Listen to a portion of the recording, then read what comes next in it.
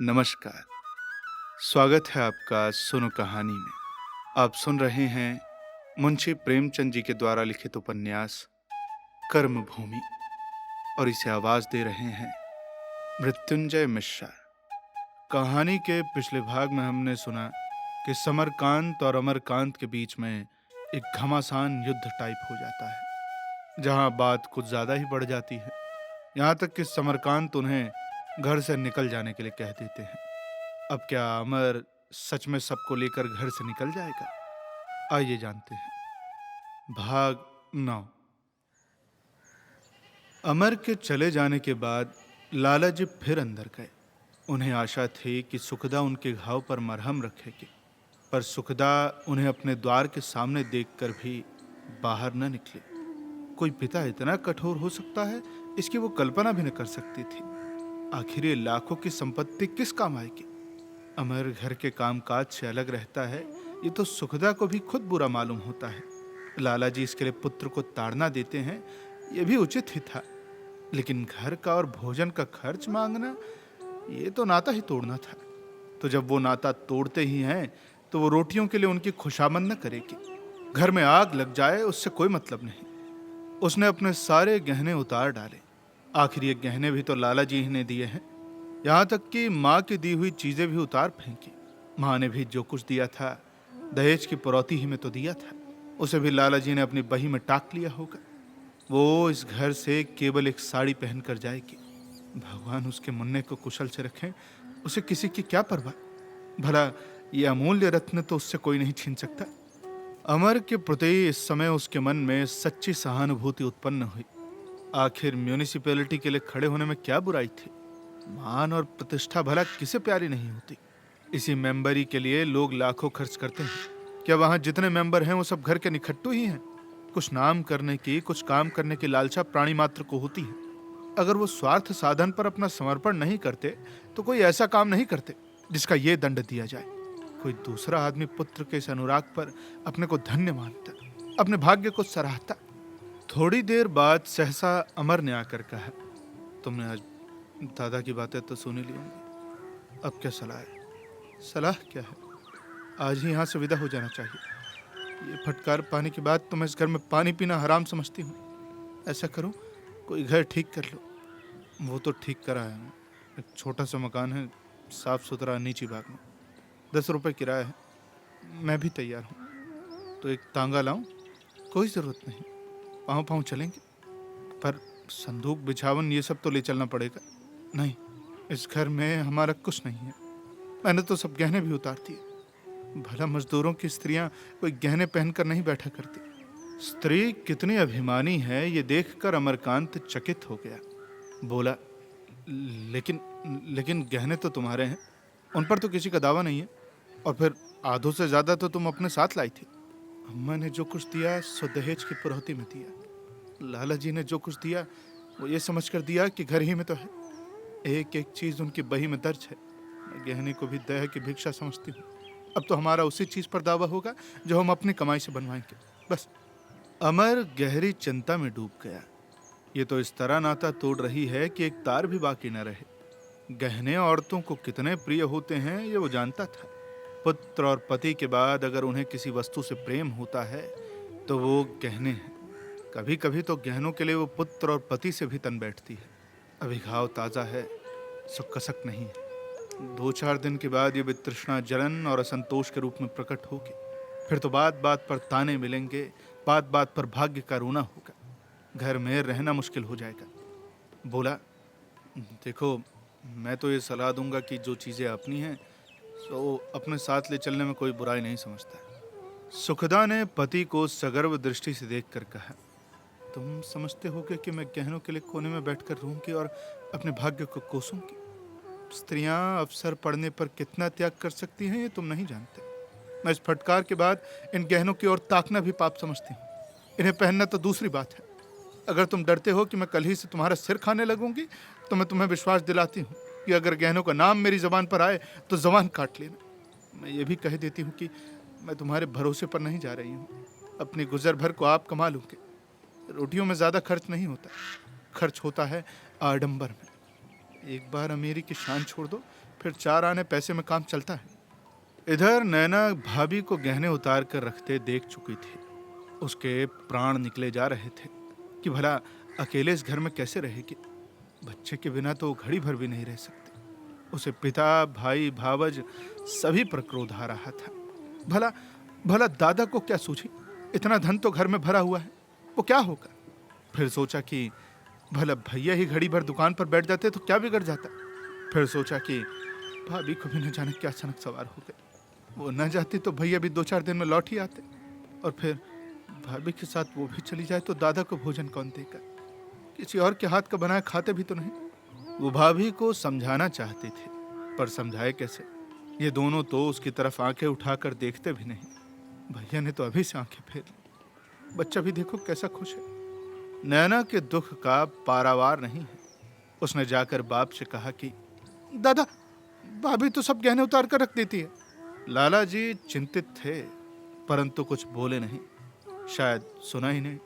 नैना ने जरा और जोर से कहा, दादा, भाभी अपने सब गहने उतार कर रख देती है। लाला जी ने अनमने भाव से सिर उठाकर कहा, क्या कर रही है गहने? उतार उतार कर रखे देती है। तो मैं क्या करूं? तुम जाकर उनसे कहते क्यों नहीं? अरे वो जब नहीं पहनना चाहती तो मैं क्या करूं? तुम इन्हें उनसे कहा होगा कि गहने मत ले जाना। अरे क्या तुम उनके ब्याह के गहने भी ले लोगे? हाँ, सब ले लूंगा। इस घर में उसका कुछ भी नहीं है। ये तुम्हारा अन्याय है दादा। ऐसा है, जाके अंदर बैठ जा, बकबक मत कर। अरे तुम जाकर उन्हें समझाते क्यों नहीं? तुझे बड़ा दर्द आ रहा है तो तू क्यों नहीं समझाती? मैं कौन होती हूँ समझाने वाली? जब तुम अपने गहने ले रहे हो तो वो मेरे कहने से क्यों पहनने लगी? दोनों कुछ देर तक चुपचाप रहे। फिर नाना ने कहा कि मुझसे अन्याय नहीं देखा जाता। गहने उनके हैं, ब्याह के गहने तुम उनसे नहीं ले सकते। तो ये कानून कब से जान गई? न्याय क्या है और अन्याय क्या है सीखना नहीं पड़ता। बच्चे को भी बेकसूर सजा दो तो वो चुपचाप ना सहेगा। मालूम होता है कि भाई से यही विद्या सीखती है तू भी। भाई से अगर न्याय अन्याय का ज्ञान सीखती हूँ तो कोई बुराई नहीं है। अच्छा भाई, तू मेरा सिर मत खा, चली जाए यहाँ से। कह दिया ना कि अंदर जा। मैं किसी को मनाने समझाने नहीं जाता। मेरा घर है, इसकी सारी संपदा मेरी है। मैंने इसके लिए जान खपाई है, किसी को क्यों ले जाने दूं? नैना ने सहसा सिर झुका लिया और जैसे दिल पर जोर डालकर कहा, तो फिर मैं भी भाभी के साथ चली जाऊंगी। लाला जी की मुद्रा और कठोर हो गई। चली जा, सबके सब चले जाओ, मैं नहीं रोकता। ऐसी संतान से तो बेसंतान रहना ही अच्छा। खाली कर दो मेरा घर, आज ही खाली कर दो। खूब टांगे फैलाकर सोऊंगा, कोई चिंता तो ना होगी। आज ये नहीं है, आज वो नहीं है, ये तो न सुनना पड़ेगा। और वैसे भी तुम्हारे रहने का कौन सा सुख था मुझे? निकल जाओ, निकल जाओ सारे के सारे। नैना लाल आंखें किए सुखदा से जाकर बोली, भाभी, मैं भी तुम्हारे साथ चलूंगी। सुखदा ने अविश्वास के स्वर में कहा, हमारे साथ?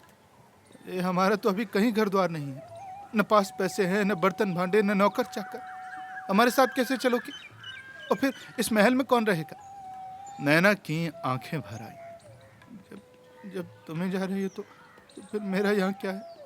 पगली सिल्लो आई और ठट्ठा मारकर बोली, अरे तुम सब चले जाओ, अब मैं इस घर की रानी बनूंगी, रानी। इस कमरे में इसी पलंग पर मजे से सोऊंगी। कोई भिखारी द्वार पर आएगा तो झाड़ू लेकर दौड़ूंगी। अमर पगली के दिल की बात समझ रहा था, पर इतना बड़ा खटोला लेकर भला कैसे जाए? और फिर घर में एक ही तो रहने लायक कोठरी है। अगर वो लेके चला गया तो फिर नैना कहाँ रहेगी?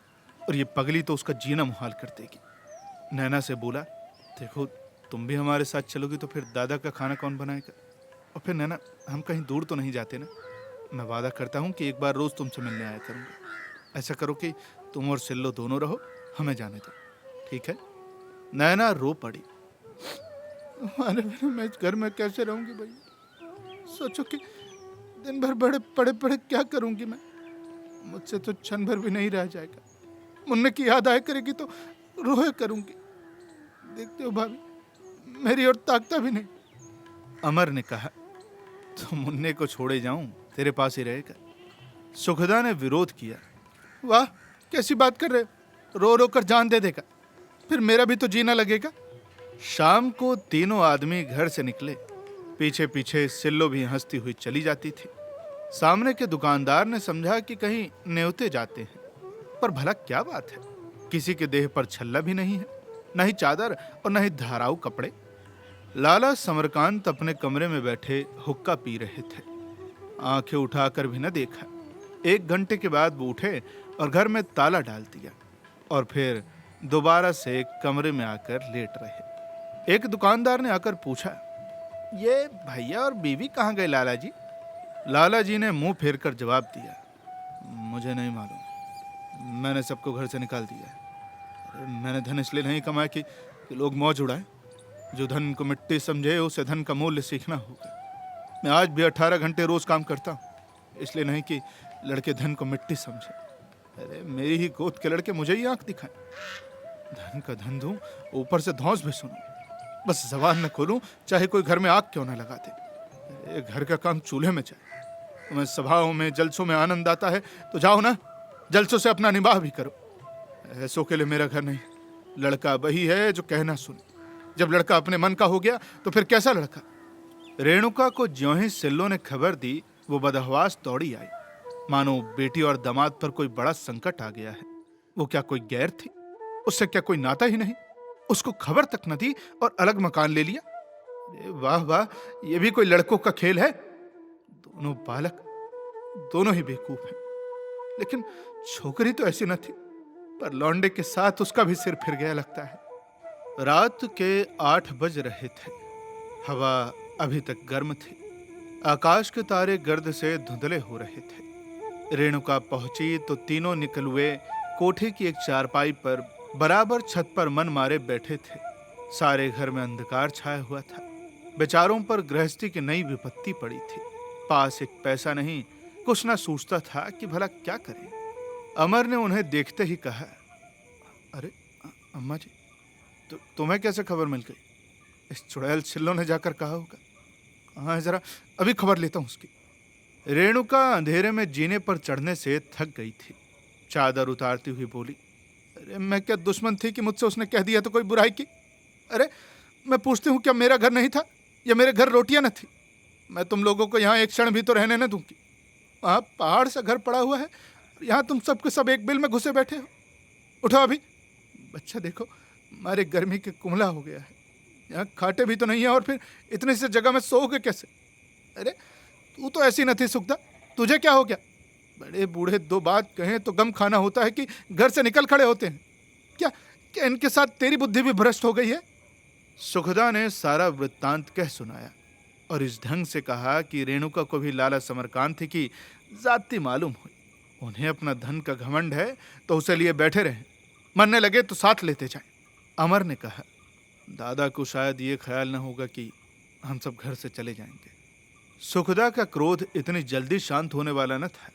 बोली, चलो कम से कम उन्होंने साफ तो कहा कि यहाँ तुम्हारा कुछ नहीं है। क्या वो एक दफे भी आकर न कह सकते थे कि तुम लोग कहाँ जा रहे हो, हम घर से न निकले? नहीं, वो कमरे में बैठे बैठे टुकुर टुकुर देखा किए। अरे बच्चे पर भी उन्हें दया न आई। जब इतना घमंड है तो फिर यहाँ के आदमी ही नहीं है? वो अपना महल लेकर रहे, हम अपनी मेहनत मजूरी कर लेंगे। ऐसा लोभी आदमी तुमने कभी देखा था अम्मा? अरे बीबी गई तो उन्हें भी डांट बतलाई। बेचारी बेचारी रोती हुई हमारे साथ चली आई।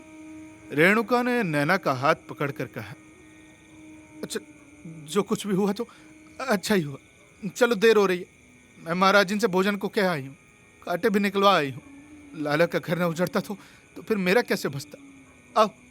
नीचे प्रकाश हुआ। सिल्लो ने कड़वे तेल का चिराग जला दिया था। रेणुका को यहाँ पहुंचाकर बाजार दौड़ी गई।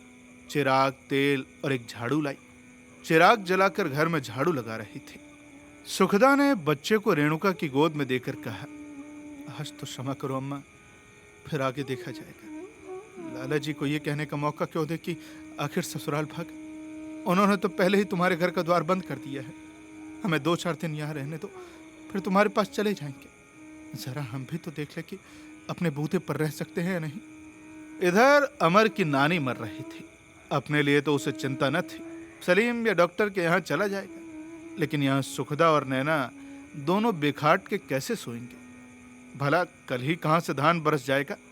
मगर सुखदा की बात कैसे काटे? रेणुका ने बच्चे को सहला कर कहा, ऐसा है देख लेना जब मैं मर जाऊं।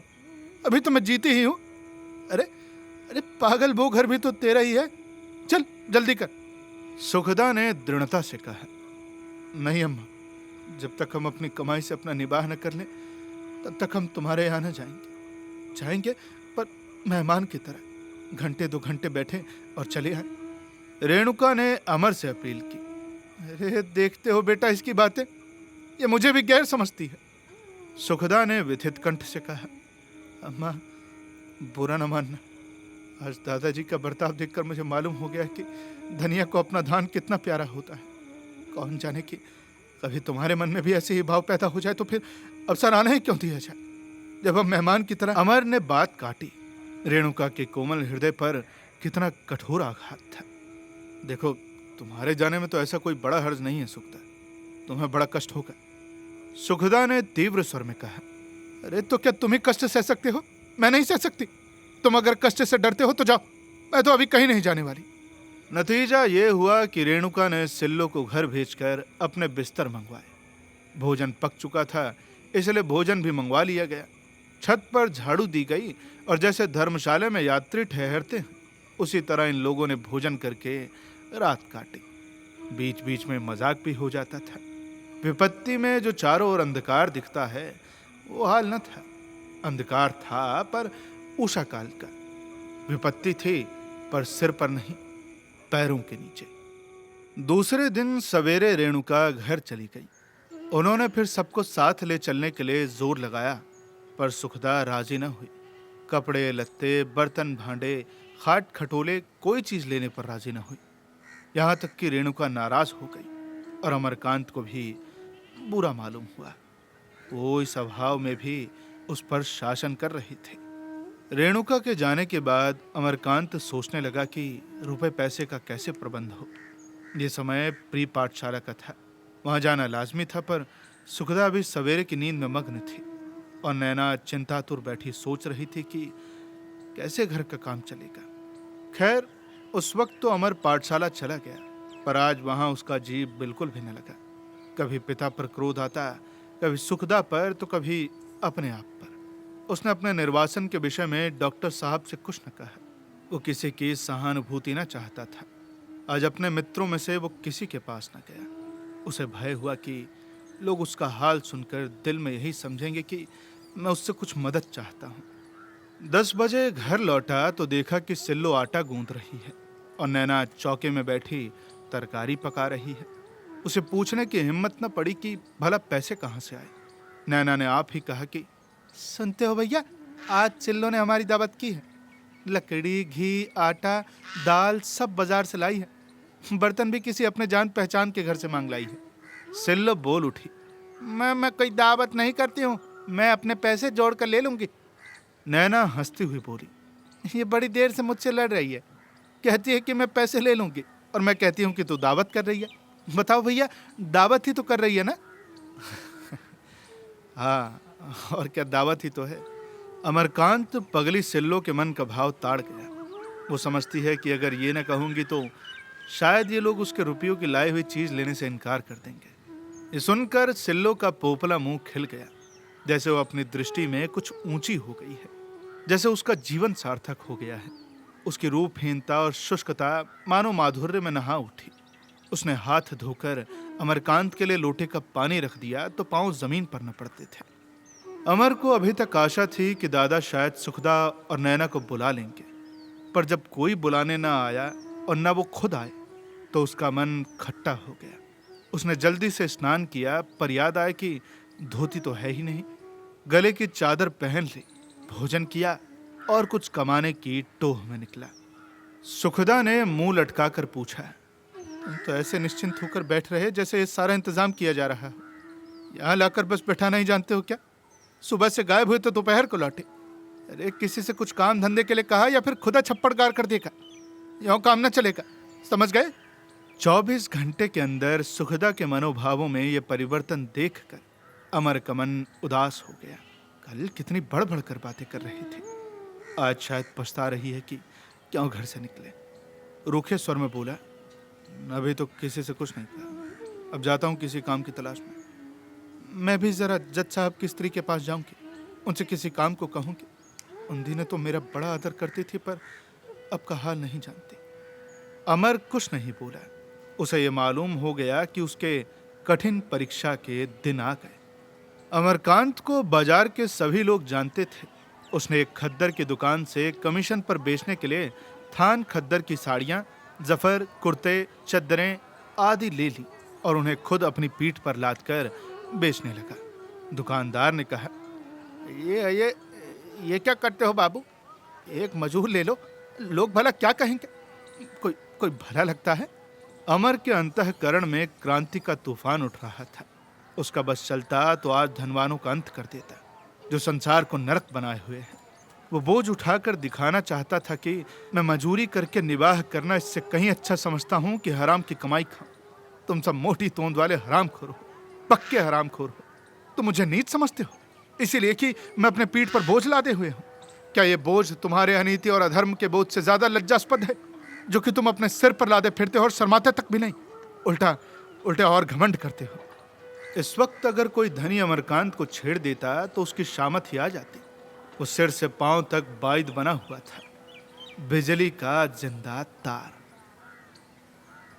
अब कहानी में आगे क्या होता है, ये जानने के लिए आपको इंतजार करना पड़ेगा कहानी के अगले भाग का। आपको ये कहानी कैसी लग रही है, हमें कमेंट बॉक्स में बताना न भूलें। जल्द ही मिलेंगे आपसे कहानी के अगले भाग के साथ। तब तक के लिए सुनते रहिए सुनो कहानी की अन्य कहानियाँ और अपना ख्याल रखिए। धन्यवाद।